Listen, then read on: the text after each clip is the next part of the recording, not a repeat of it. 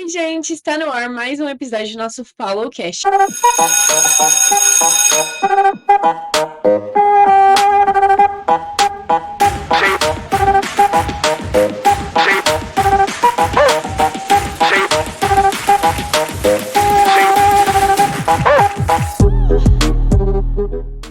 E antes do episódio começar, queria pedir para vocês seguirem, compartilharem com os amigos, comentarem se vocês gostarem, seguirem a gente em todas as nossas redes sociais, porque tem muito conteúdo. E hoje nós estamos com o nosso convidado, que ele é fundador do projeto Saber Ampliado, sócio da Neural, especialista em autoridade digital, jornalista e pesquisador dedicado ao futuro da educação. Seja muito bem-vindo, Pedro Cortella. Que honra estar aqui, gente. A Muito gente obrigado. Muito obrigado pelo convite. É um prazer enorme falar com vocês, Bia, Gabi. Primeira vez que eu sou entrevistado por adolescentes. Estou nervoso. Quero saber o que vai sair desse papo aqui. A gente também. Então também tá muito. E a primeira pergunta que eu gostaria de fazer é o que seria e o que é o futuro da educação? Que pergunta simples, né? É muito fácil dizer. O futuro da educação são vocês.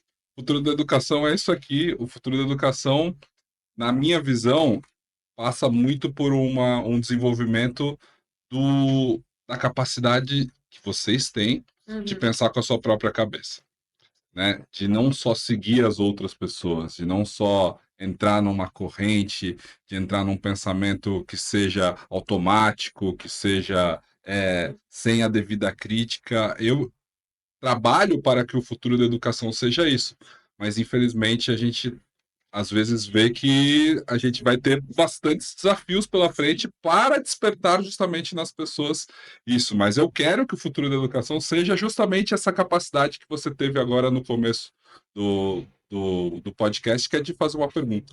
E a gente sabe que, infelizmente, muitos jovens, né, não têm por serem seguros, por estarem numa idade onde os hormônios estão muito aflorados, eles não acreditam em si, e como você disse, não tem a tal capacidade. Eles têm, mas eles não enxergam isso neles, né? Uhum. Então, eu acho que isso é algo também que as escolas poderiam trabalhar, né?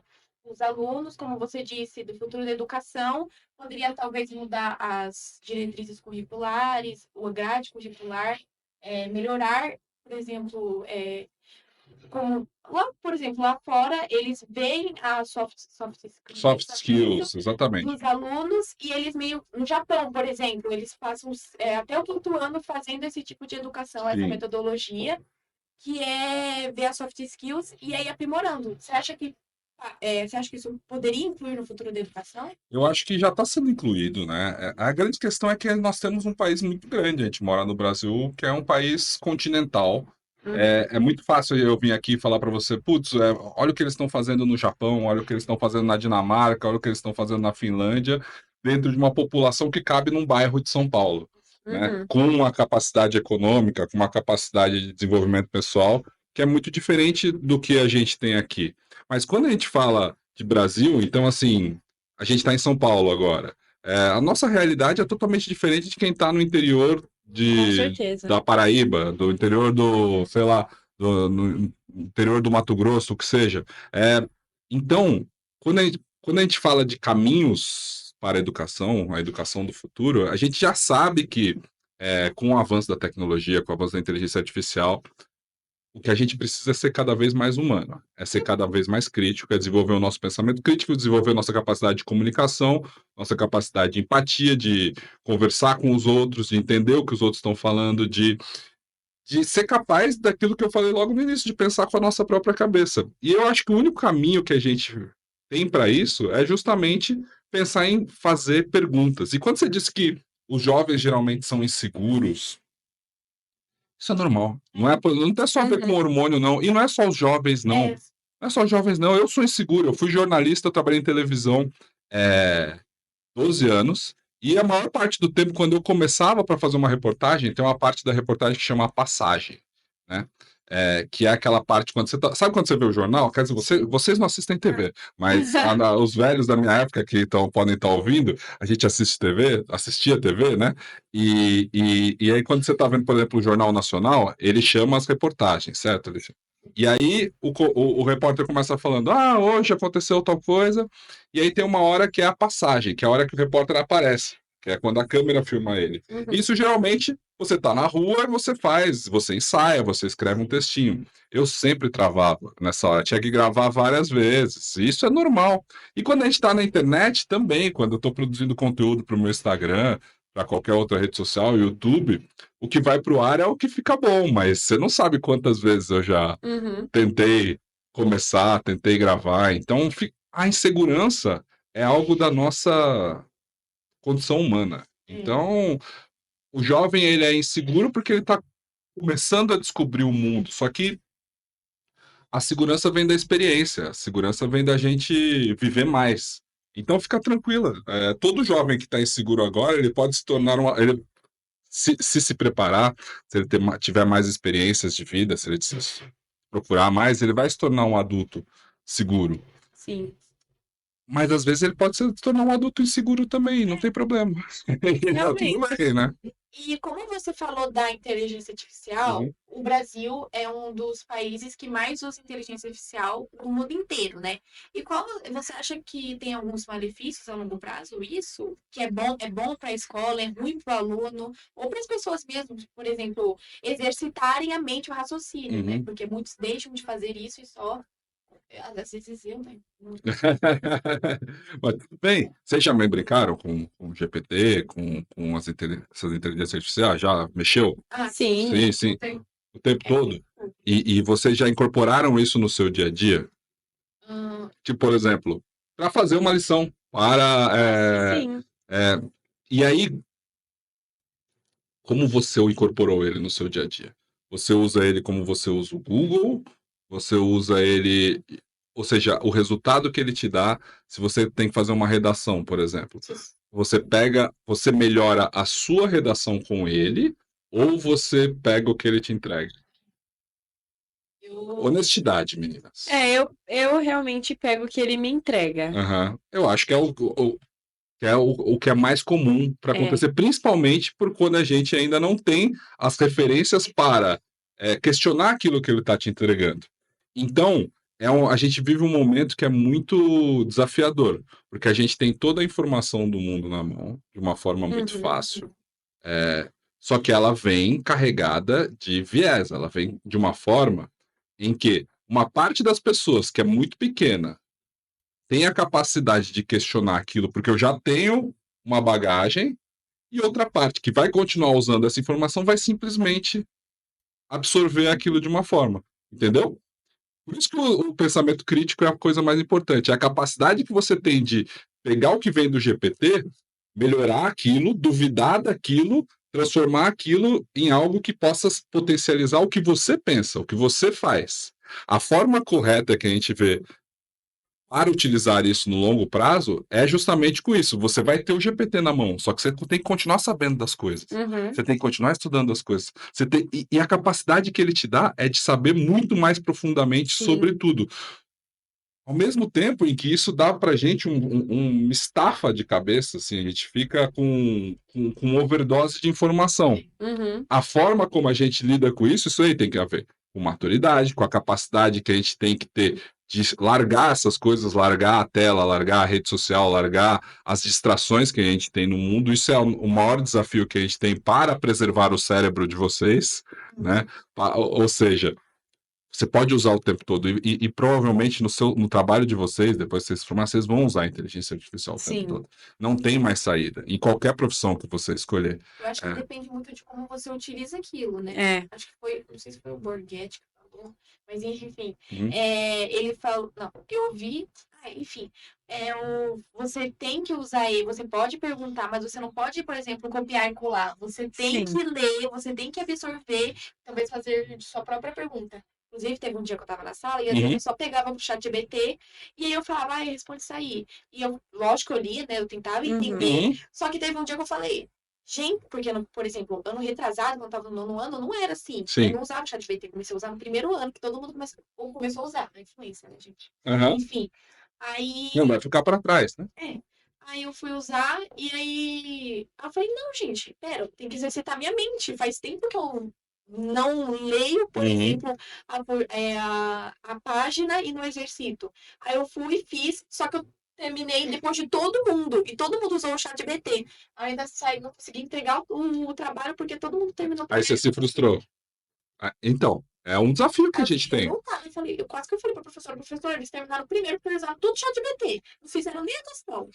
Você sabe que uma das coisas que eu acho super interessante nessa mudança é que para construir uma educação que não é nem para vocês, porque vocês já estão no fim do ensino médio, mas para quem está entrando agora no ensino fundamental, no ensino básico, a gente não vai poder construir essa educação Uhum. com a minha. Eu não vou poder. Talvez nem vocês vão poder. Porque a gente cresceu com uma série de comandos e com uma base curricular que era baseada em um modelo que veio da Revolução Industrial, né, de escola, e que não contava com a tecnologia da forma que a gente tem hoje, a tecnologia digital. Então a gente é meio incapaz de entender como que eu posso formar o teu cérebro, te dar todas as informações necessárias para você desenvolver suas habilidades sem isso. A grande questão é que, imagina o ChatGPT, eu gosto de fazer essa comparação, como se ele fosse uma calculadora, né? Na escola, provavelmente no ensino médio, vocês não podem usar calculadora para fazer a matemática, não pode, porque a gente tinha um contexto, um conceito de que você precisava aprender aquilo ali, porque isso ia forçar a sua mente a desenvolver uma habilidade, por exemplo, a praticar, a não depender de uma ferramenta para fazer coisas básicas, né? E aí isso pode abrir a sua cabeça para outras áreas, pode despertar outros interesses. Então, assim, foi importante tirar a calculadora da formação de vocês do ensino médio, certo? Para você aprender a fazer contas matemáticas. Depois que a gente se forma, quando a gente sai da escola, a gente nunca deixa de usar a calculadora. Eu não sei fazer conta mais, né? Mas eu aprendi um dia e talvez isso foi importante para mim na minha formação. Eu acho que a gente tem que fazer com a tecnologia, com o ChatGPT, mais ou menos da mesma forma, né? Tirar? Tentar tirar, mas não totalmente, porque tem um momento em que a gente tem que orientar, porque você vai usar. Ou seja, uma calculadora na minha mão, Pedro, eu sou jornalista, formei em jornalista, eu sou de humanas, eu nunca soube muito bem fazer contas matemáticas. Me formei, tirava minhas notas, tirava eventualmente boas notas, assim, mas nunca foi a minha área de especialidade. Uma calculadora na minha mão chega até determinado lugar. Uma calculadora na mão de um matemático, de um físico, ela chega muito mais longe. Entende o que eu estou falando? Sim. O mesmo vale para a inteligência artificial, para o chat GPT. Como que a gente vai desenvolver lá na escola essas habilidades para que, na mão deles, quando eles estiverem formados, quando eles tiverem a capacidade de pegar aquilo e levar além? E se a gente liberar desde o começo, desde o ensino básico, do ensino fundamental, todo tipo de tecnologia, a gente não vai desenvolver essa capacidade para o cara pegar a ferramenta e levar além, entende? Todo mundo vai ficar igual, ou pior, muito pior do que eu fui, eu com uma calculadora na mão, entende? Então esse é o desafio que a gente tem. Eu sou a favor que a gente tire da escola, mas que a gente entenda, ó, isso resolve, mas você tem que saber como isso funciona por trás. Como funciona uma inteligência por trás, inteligência artificial por trás? Como que esse GPT está me dando essas O ser respostas? humano fez algo que é muito mais Pois inteligente é. que ele mesmo. Muito mais, exatamente. Como que ele está me dando essa resposta? Por que ele está me dando essa resposta? Que caminho é esse que ele me deu para gerar essa redação, Referências. né?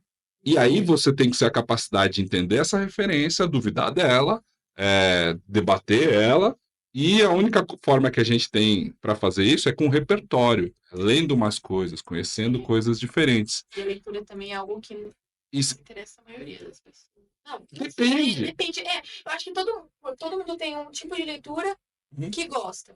Não é que não interessa a maioria. É que assim, a gente teve há alguns anos, uma geração anterior a de vocês, que se apaixonou pela leitura lendo Harry Potter. Não sei se Sim. vocês leram já.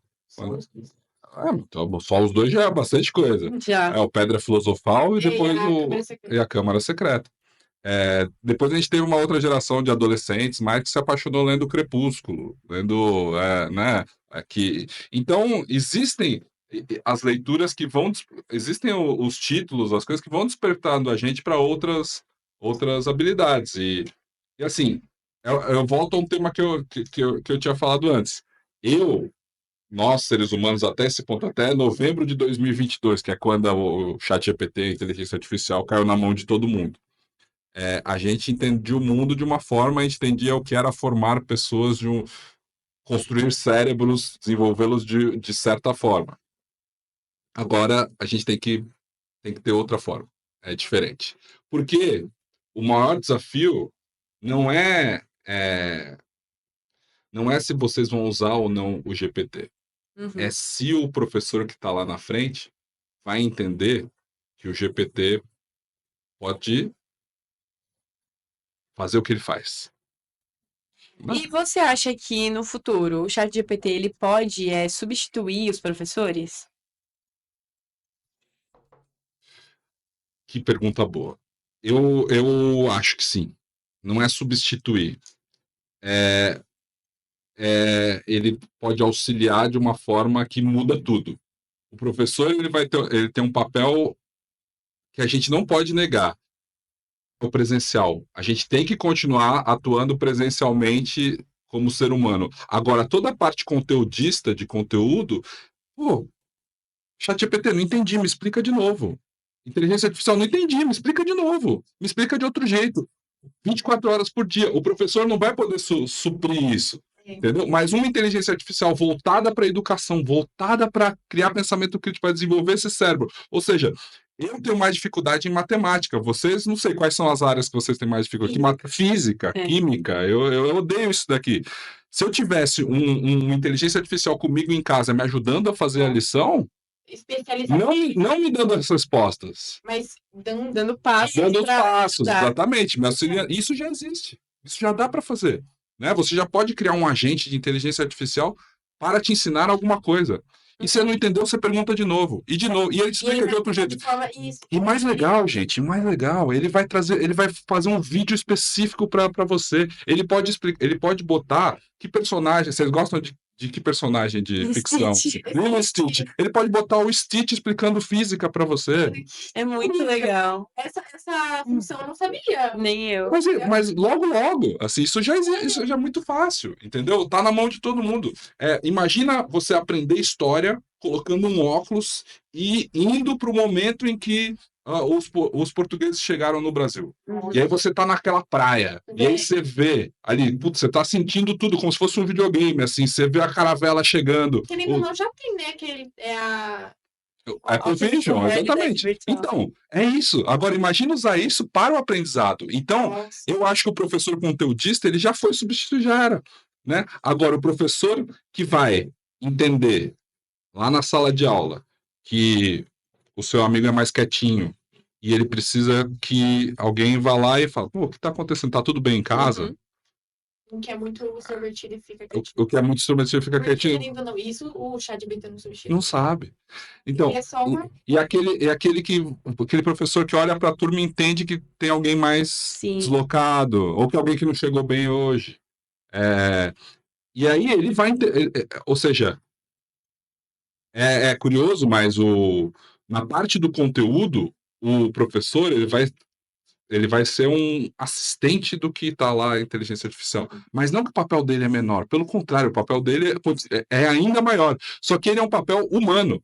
Exato. Ele tem que ser um papel humano. Ele é o papel que vai conseguir olhar você através do que você está falando. Porque a inteligência artificial só vai entender o que você está falando. Né?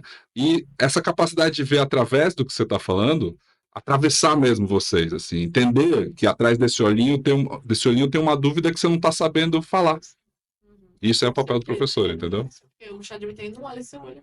Ele não olha seu olho ainda. Não, ainda não. Quem sabe lá para os 10 O GPT não, mas já tem inteligências artificiais que conseguem fazer uma leitura da sua ex, pegar insegurança, Vocês viram, então? Gente do céu, eu tenho medo. Querendo isso... Dá medo. Mas dá medo só porque é novo. Dá medo só porque é novo e porque não está nas nossas mãos. Né? A inteligência artificial, da forma como ela foi criada ainda por grandes corporações, controladas por poucos bilionários, Uhum. que têm uma influência enorme no nosso dia a dia, e a gente ainda depende disso. Mas é muito pouco tempo, né? Eu estava vendo uma entrevista, eu gosto muito de assistir entrevistas de historiadores, né? E eu gosto, por exemplo, do Leandro Carnal. Não sei se vocês conhecem, é um historiador bastante conhecido na internet. E eu gosto muito porque ele sempre tem uma visão muito quando a pessoa estuda muito história, ela é de longo prazo. Então, ela consegue ver muito longe e entender que, por exemplo, a exceção na nossa história humana é a democracia, é o jeito que a gente vive aqui. Porque a maior parte do tempo, a gente viveu sobre regimes totalitários, sobre ditaduras, sobre Sim. governos, monarquia, etc., escravidão, o que seja. Sempre tinha um líder, né? Exato. Então, a democracia, os governos democráticos têm o quê? 300, 200 anos, desde da Revolução Francesa, né?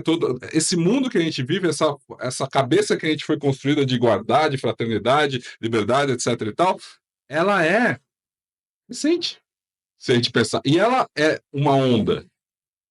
Porque a gente está vivendo agora o fim de um modelo capitalista democrático que a gente não sabe o que vai acontecer. Mas se a gente pegar a história toda, caramba, a história da humanidade é muito mais longa. E só nesses últimos tantos anos que a gente teve esse movimento de democracia que a gente entende que é o normal, que é o que tem que ser e que vai ser assim para sempre. Não vai ser assim para sempre. Não vai.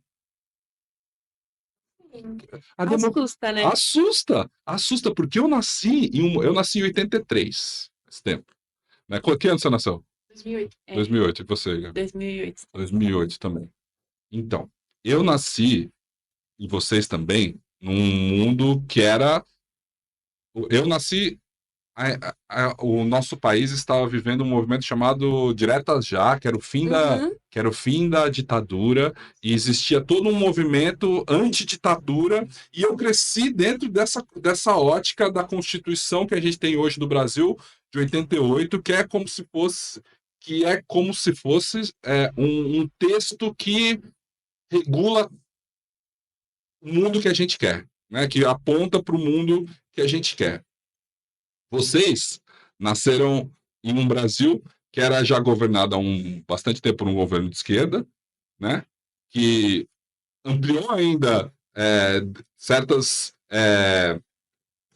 coisas que estavam escritas ali na Constituição de 88 como algo que rechaçava a ditadura, um movimento liberal, de progressismo, e esse é o mundo que vocês nasceram, né? Sim. Que a gente entende até hoje. Agora a gente está aqui em 2025 e que a gente entende que dos 10 anos para cá a gente teve um movimento que, peraí, essa Constituição,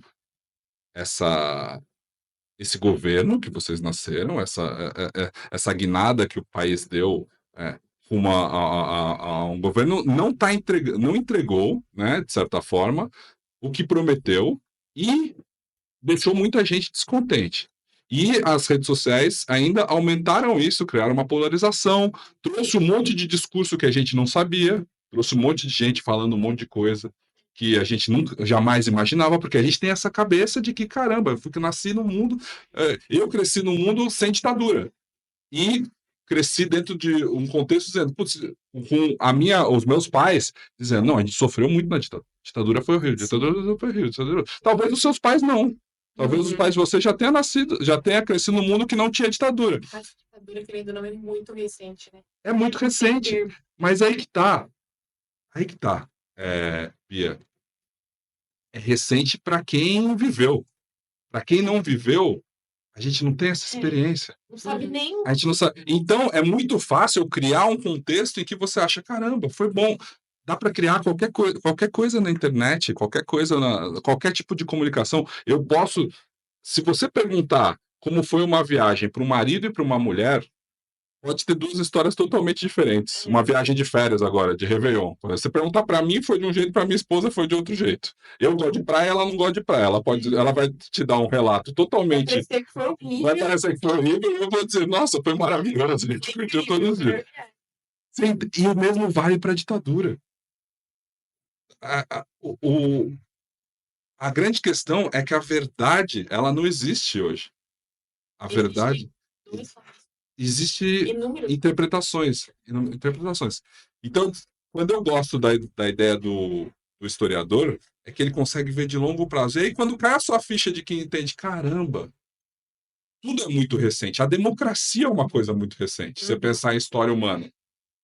E o jeito que a gente vive aqui, o fato de a gente estar aqui num podcast, podendo falar o que a gente quer, etc. Então, a gente que nasceu nesse mundo livre, a gente dá como É algo banal, nosso como é algo dia. banal do nosso dia. E não é. Muitos, até, por exemplo, eu não vou falar o nome do país, não, medo, brincadeira. Mas tem muitos Pode países, falar. acho que é a Coreia do Do norte, do sul. Coreia do Norte. do Norte, que lá você não pode Não pode sair, falar não nada, pode entrar. é um Então. regime totalmente. Essa é uma visão de alguém que nasceu no Brasil, que foi educada por escolas brasileiras, que assistiu algum conteúdo sobre a Coreia do Norte que foi criado de uma ótica ocidental, de uma ótica capitalista, que nasceu numa política aqui. Agora, quando a gente olha o contexto histórico, a Coreia do Norte ela foi completamente destruída. Completamente destruída no pós-guerra. Ela foi destruída por um governo japonês apoiado pelos Estados Unidos, né? E existe hoje na internet, a gente consegue ter essa informação, só que também é uma forma de enxergar. E aí, quando se existe hoje lá um governo totalitário, um governo que realmente proíbe as pessoas de falar, que a gente só sabe porque alguém nos contou, né? Eu nunca sentei com uma pessoa da Coreia do Norte e falei, e aí? Como é que é aí? Né? Como é que é aí? Essa capacidade que a gente tem de tirar o nosso viés, isso só vem com a educação. Isso só vem com o pensamento crítico. E quanto mais. E por isso que é interessante ouvir entrevista de velho, de historiador, de filósofo, dessas coisas, porque quanto mais a pessoa estuda, mais a pessoa sabe, mais ela consegue se retirar do contexto em que ela foi criada, do que ela aprendeu. E isso deveria ser o papel da educação, porque sabe quando vocês conhecem alguém que já foi, sei lá, para a Europa? Sim. Aí a pessoa volta e fala: ai, francês é tudo mal educado. Ai, não sei o que, ai, não gosto desse povo, ai, não sei o que. Aquilo é uma visão frio. que é frio. Ela teve uma visão dela, uma visão míope. Não é nada disso, né? Lá É normal sei, pra eles. Por exemplo, o frio da pessoa é o normal. Não, é assim, fui para Maldivas, sei lá, eu odiei, só choveu. Aí você volta com uma pessoa, e a outra pessoa vai para Maldivas, às vezes faz sol. E ela volta falando mal da Maldivas, ah, lá só chove. Ou então uma pessoa foi para, sei lá, vai para Argentina e é assaltado. Aí ela fala, nossa, o crime na Argentina tá um absurdo. E ela volta com essa visão, pessoal. A capacidade de você se retirar do contexto e começar a olhar indicadores, números, pesquisas, estudos, isso só vem com a educação. E isso vem com a idade, com a maturidade. Quando o canal fala que, tipo, pô, não, a democracia é uma coisa recente na humanidade, tudo, né? Quando você vê que, tipo, a gente vive num contexto que é super recente de tudo, você fala, caramba, que doideira, né? Muito. Bom, agora a gente vai pro nosso primeiro quadro, Oba. que é o quadro Falou Tudo. Quer começar, Gabi? Bom, a minha primeira pergunta, eu já te perguntei, né, que se você achava que a inteligência artificial poderia substituir os professores. Então, a minha segunda pergunta é, o que você acha... Ah, não, a gente já fez essa pergunta também dos aplicativos de IA que ajudam em lição de casa. Você acha que as redes sociais, elas podem ser usadas para aprender? Você sabe que eu sempre defendi isso.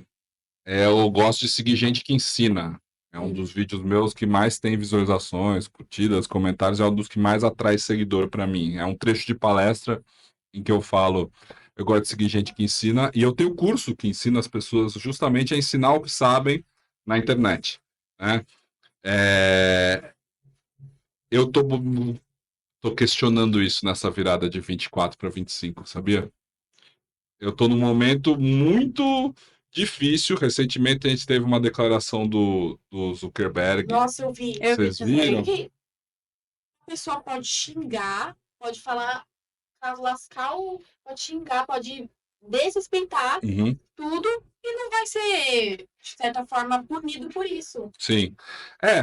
Do meio do ano para cá, do ano passado para cá, eu tenho enfrentado muita desinformação e criado com inteligência artificial. O meu pai, que é bem mais famoso que eu, que é o professor Mário Sérgio Cortella, ele é filósofo. Existem milhares e milhares de vídeos feitos com inteligência artificial, como se fosse ele falando coisas que ele nunca disse. E a gente tem uma dificuldade enorme de derrubar esses vídeos, de tirar esses vídeos de circulação. E essa indicação agora, a partir do Zuckerberg abraçando um governo norte-americano recém-eleito, que é o do Donald Trump, ela é muito preocupante, porque é um sinal de que nada será feito para ir contra esse tipo de desinformação. Aham. Vai virar uma terra de ninguém. E eu sou muito contra a internet terra de ninguém. Eu acredito que a gente deveria ter leis que, assim como no mundo real, ela também regule a internet. E o problema é que isso, dentro de um discurso polarizado, vão dizer que eu sou a favor da censura. E não é censura. Eu sou simplesmente a favor de que cada pessoa que está na internet seja responsabilizada pelo que faz na internet, da Com mesma forma certeza. como ela é responsabilizada pelo que faz aqui, no mundo real. Então, a única coisa que eu peço é que, para entrar numa rede social, a pessoa seja obrigada a deixar um documento, um Sim. CPF, um RG, alguma coisa, ou mesmo no gov.br, que é o aplicativo do governo, o que é assim, simplesmente para aquilo ser facilmente traqueável, né, rastreável e responsabilizável também. A gente tem que se comportar no mundo digital da maneira que a gente se comporta no mundo real. Eu tenho hater no mundo digital. Ontem eu postei um texto falando sobre esse negócio do Zuckerberg, e aí veio um cara dizer: ai, como é que ele falou? Vergonhoso filhote de notável reclamando, defendendo a censura e reclamando na rede do Zuckerberg. Por que você não vaza, chorão? É o hater, é normal. O hater, ele quer atenção. Mas eu duvido que essa pessoa chegaria na minha frente e Com falaria certeza isso. não, né? Chegaria aqui no tete a tete e falaria isso. Então, a gente tem que acabar com essa possibilidade de anonimato, com essa possibilidade das pessoas poderem dizer online coisas que elas não diriam pessoalmente, porque daí a gente resolve o mundo. O povo quer a paz do mundo. Como que vai ter paz desse jeito, né? É, E eu vi que as redes sociais, falando sobre redes sociais, eu vi que na Austrália foi proibido, né, para menores de 16 anos. Sim. Você acha que isso seria. Você acha que isso é bom? É eu acho. ruim? Eu acho excelente. Existe um livro chamado Geração Ansiosa, do Jonathan Haidt, que é o livro hoje padrão, porque ele reúne todos os estudos por A mais B, e diz claramente assim que rede social faz mal. Rede social, principalmente na infância e na adolescência, causa um decréscimo na nossa capacidade cognitiva, causa depressão, causa suicídio, né? Causa muitos problemas. Vocês ainda são de uma geração intermediária, né? Quando vocês tinham 10 anos, 8 anos, a gente não sabia que fazia mal. Seus pais, eles não são culpados por isso. Pelo contrário, a gente achava que fazia bem. Pô, ela tá se informando, ela tá, aprendendo, ela tá usando ali, tá vendo tudo. E a gente entendeu que não é assim. O mundo entendeu que não é assim. Os estudos mostram que o uso de rede social, principalmente numa idade como a de vocês, ele é altamente prejudicial. Eu tenho uma pergunta para vocês agora. Pode perguntar. Pode perguntar? Pode. Uma das coisas que eu falo até em entrevista é que assim, é que eu dou graças a Deus por, na minha adolescência, quando eu tinha 14, 13, 15 anos, não existia Instagram, não existia WhatsApp. Como é para vocês o fato de vocês estarem nessa idade e eventualmente você vê a rede social de uma pessoa que está numa festa e não te convidou? Mexe com o psicológico. Você começa a ficar, por que que ela não me convidou? Será que eu sou assim? Será que eu sou É, você começa a pensar que o É. problema tá em você por algo que você viu que você não gostaria de ter visto. Uhum. E é muito. E você é exposto para um monte de gente feliz numa realidade em que às vezes não é a sua e que você gostaria de estar. Isso faz mal. E não precisava ser assim. Na minha adolescência não era assim, né? A gente se sentia mal. A gente ficava sabendo, só que não era o tempo todo. Uhum. Eu não tinha isso o tempo todo. E eu não tinha capacidade também de fugir e ficar olhando e deixar minha cabeça embora em algo que me distraía e diminuía a minha capacidade de pensar. Então, vocês imagino que usem rede social Sim. hoje, assim. Mas vai chegar um momento, e eu acredito muito na geração que vem depois de vocês, inclusive, porque não sei se vocês se encaixam na geração Z, talvez sim, né? Sim. Vocês são Z, total. Então, vocês são essa geração que foram pegos no meio do caminho, né? Chegou o Instagram, chegou o WhatsApp, chegou essas coisas, vocês estavam ali com 10, 11. E vocês têm uma capacidade fantástica de criar negócio, de fazer as coisas, só que vocês também têm, imagino que vocês tenham amigos que tenham ainda muito mais questões de segurança, Sim. muito mais questões de depressão, né? Há uma. Vocês têm isso num nível muito maior do que eu tive. Eu não tinha tantos amigos assim, com depressão, com questões. Eu acho que a geração depois de vocês, agora que a gente já sabe, por minha filha tem 5 anos. Eu vou fazer de tudo para ela não estar nas redes sociais até os 17, até os 18, assim, para ela não estar. Ou com acesso à internet, com acesso a telas, assim, ela vai poder fazer a lição de casa dela usando o GPT, só que um GPT controlado. Agora, a rede social, a possibilidade de abrir o mundo, a possibilidade de qualquer pessoa acessar ela. É isso também, querendo ou não. Vocês já tiveram contatos com pessoas X, assim, que... De fora? De fora. Já. E como que é? De fora como, você diz? Um cara que nunca te conheceu, vem na sua rede social e te Sim, chama já. pra... Não, me chama. Te chama. Tipo, Sim. e aí, vamos conversar aqui? Me manda uma foto. Já rolou? Sim, já Sério? aconteceu. Já aconteceu? Já. Agora meu Instagram é privado, né? Minhas redes sociais são todas privadas. Mas antes, quando não era, quando, tipo assim, tinha 10 anos, com certeza já aconteceu muitas vezes. Então, isso é um absurdo, isso é crime. Isso é crime. Uhum. Não pode. Sabe? E a internet não pode ser terra de ninguém. A gente tem que ter um movimento, uma legislação. Esse movimento pode. Eu acho que não vai vir de governo. Fantástico que venha da Austrália. Só que a Austrália é aquele país à loja. A mesma coisa que eu falei para vocês do Japão, da Dinamarca.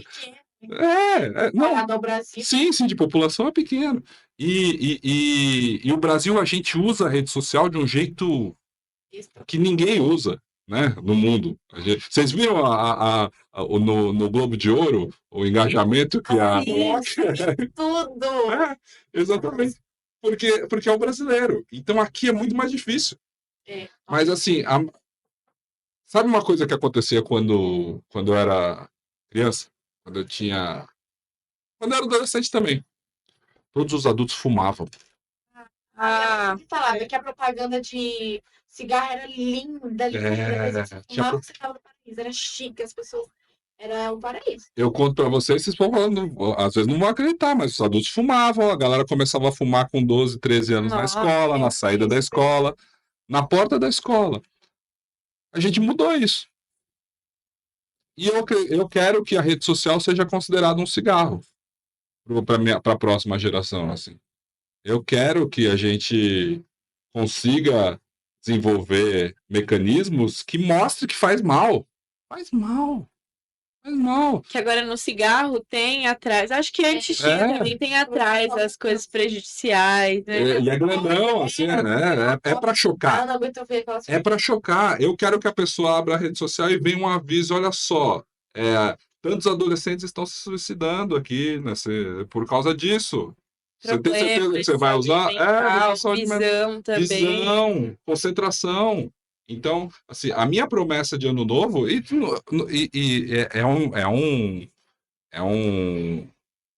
mentiroso se eu falar para você que só faz mal para adolescente. Faz mal para adulto.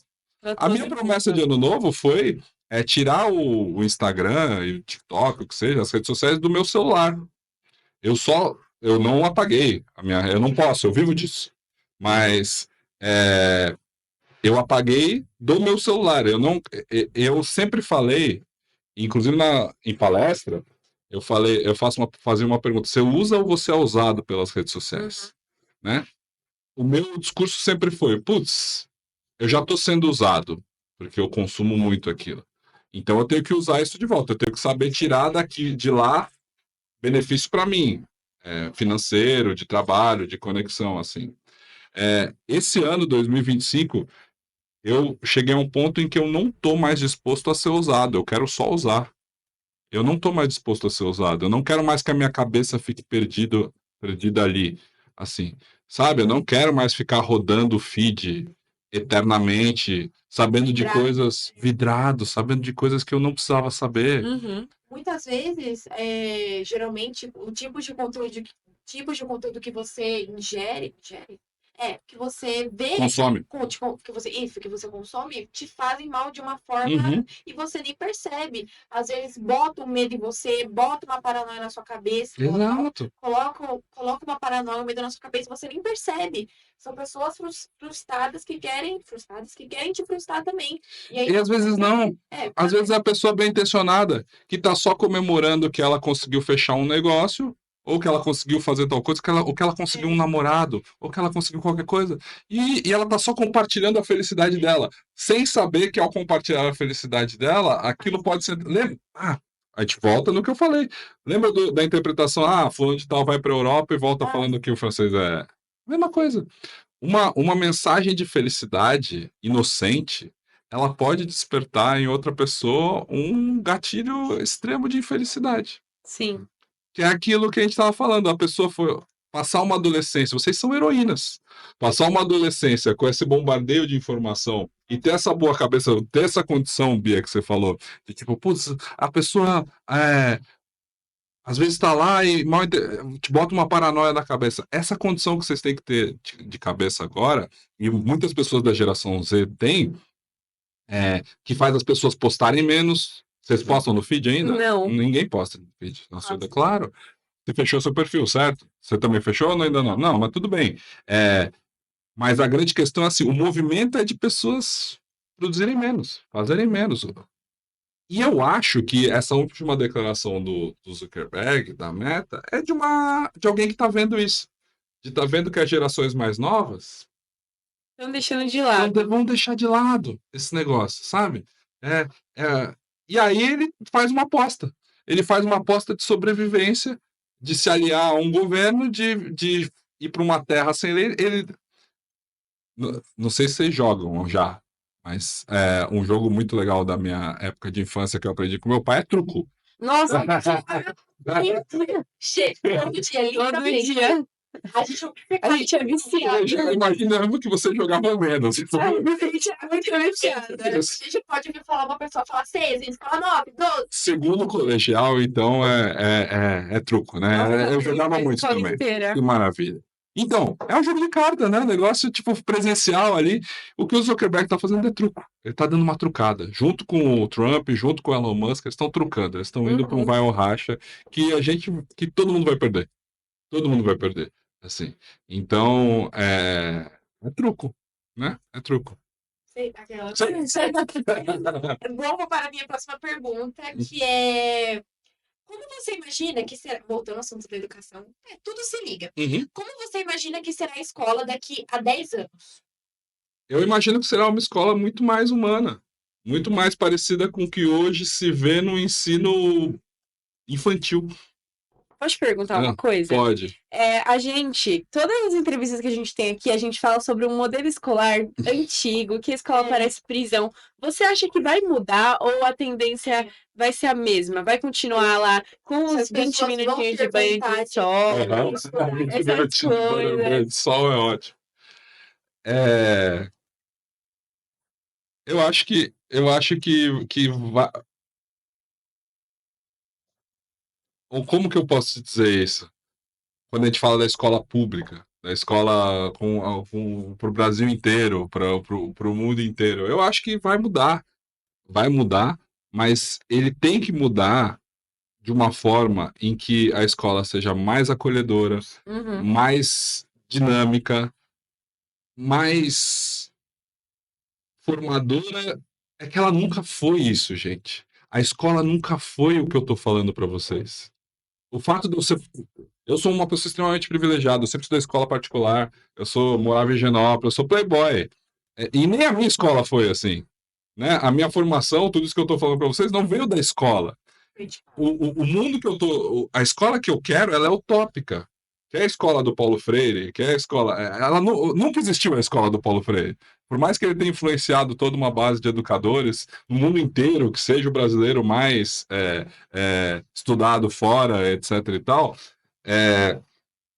a gente nunca teve uma escola assim, uma escola que forma um cidadão pensante, uma escola pautada na discussão, pautada na independência da nossa cabeça. A gente nunca teve isso aplicado numa nação do tamanho do Brasil ou de qualquer outra nação dessas continentais. Já teve, talvez tenha na Dinamarca, talvez tenha na Finlândia, sei lá o quê, mas assim, a gente nunca teve isso de um tamanho de Brasil. Eu acho que tem que mudar, vai mudar. E a gente tem que olhar para esses modelos dos países pequenos para entender como que eles estão fazendo, o que é. E dessa forma é uma escola muito mais aberta, muito mais acolhedora, muito mais humana, muito mais, que seja muito mais capaz de conhecer você, entender que caminho você vai, o que você é boa, Bia, o que você é boa, Gabi, que caminho que você, como que eu posso desenvolver isso em você? Eu acho que muitos alunos estão Isso. desmotivados, né? Sim. Porque, por exemplo, para você, acho que não sei se tem muito a ver, mas, por exemplo, um superior não tá sendo, não é mais como se fosse um superior há 20 anos atrás. Você tem que estudar, você tem aprendizado para a vida toda, né? Contaram uma mentira pra gente, né? Exato. Contaram uma E mentira. aí, Esse negócio, e quem contou, desculpa, não foi nem os millennials, não foi nem eu, foi os baby boomers.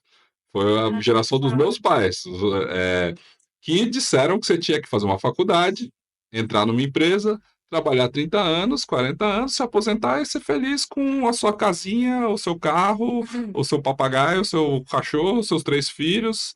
E isso só funcionou para eles. sendo que não, agora, né, uma pessoa tem que ter um mestrado, tem que ter, por exemplo, que eu vi, é o lifelong learning, né? Que ela Sim. tem que ter aprendizado para a vida toda, mesmo como se fosse um mestrado, um superior.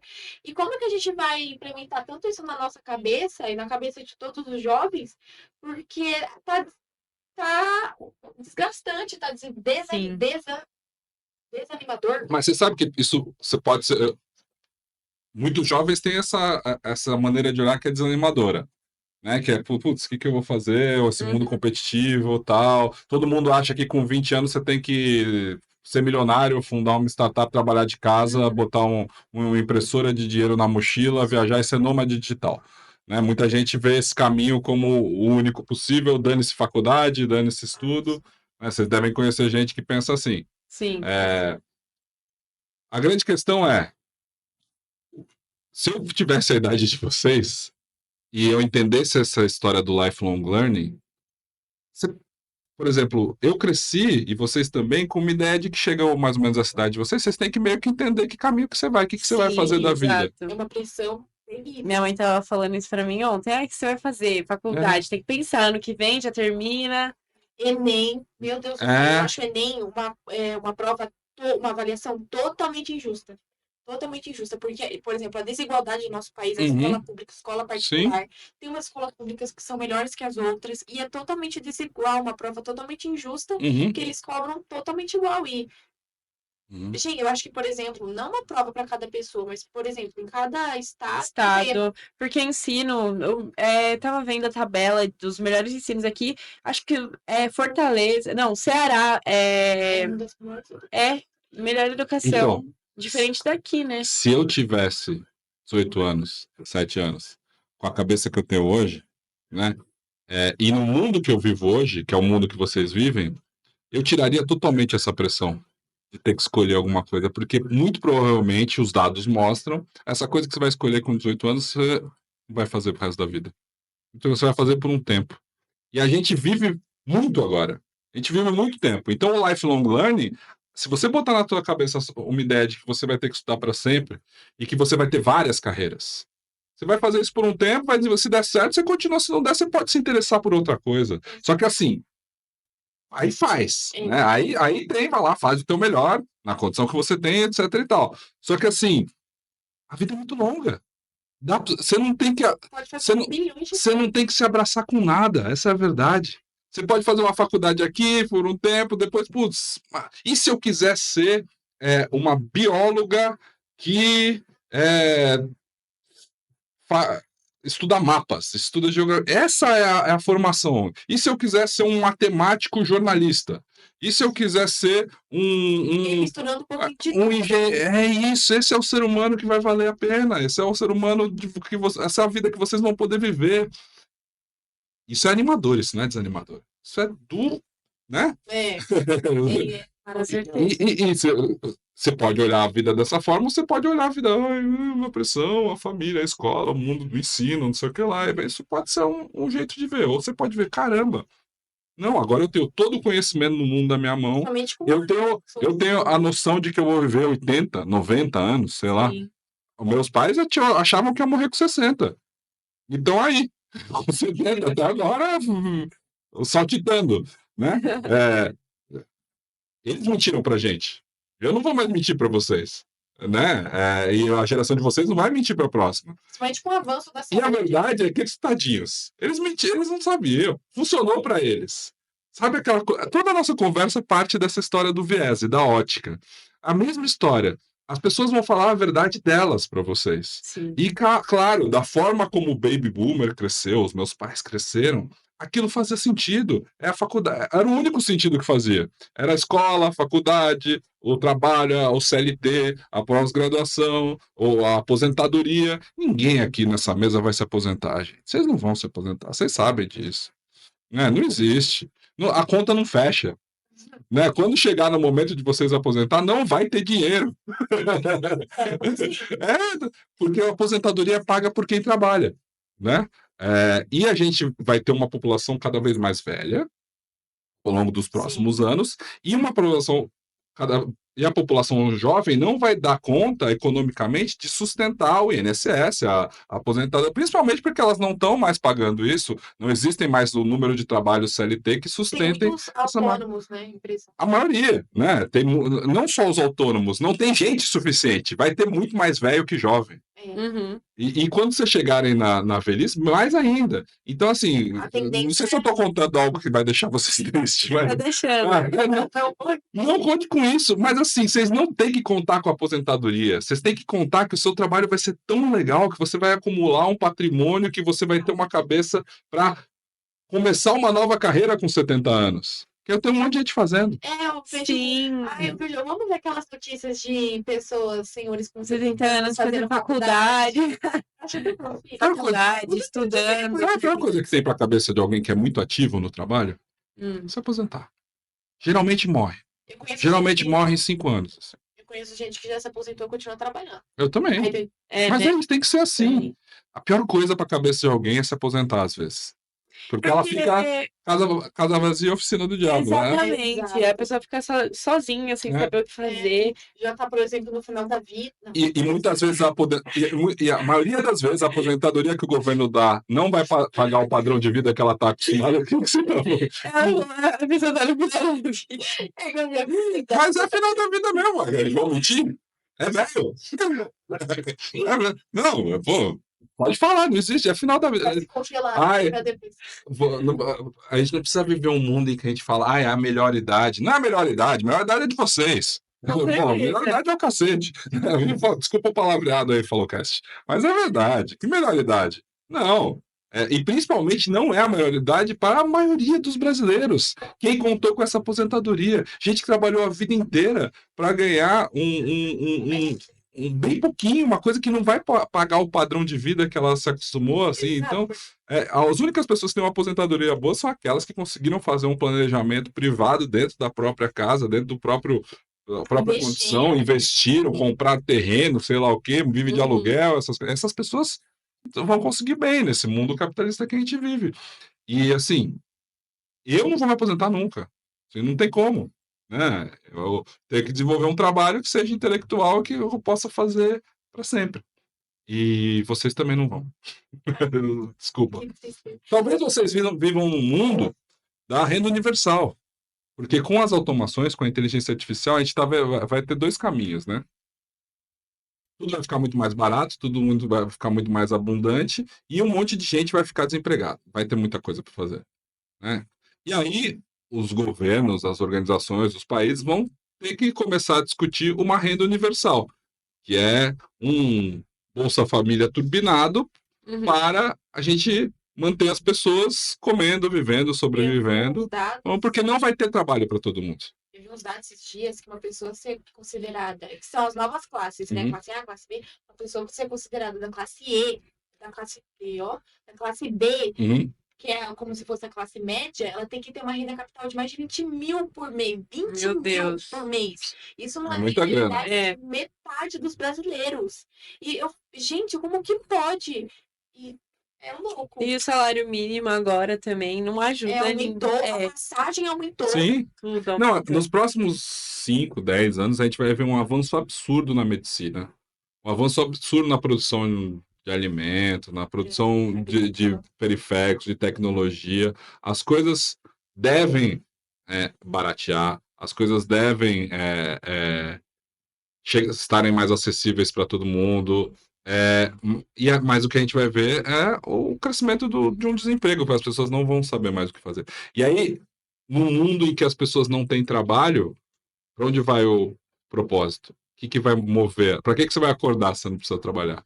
Para que você vai acordar cedo? Aí você vai ficar lá, quieto, né? Você vai? Eu não, eu vou correr atrás. Ah! Bom, agora a gente vai para nossa placa fala. Uhum. Como eu disse, se quiser escolher as regras, pode escolher. Não precisa, mas Ah, não, vou escolher aqui essa daqui. Vamos lá. vamos ver. Eu leio?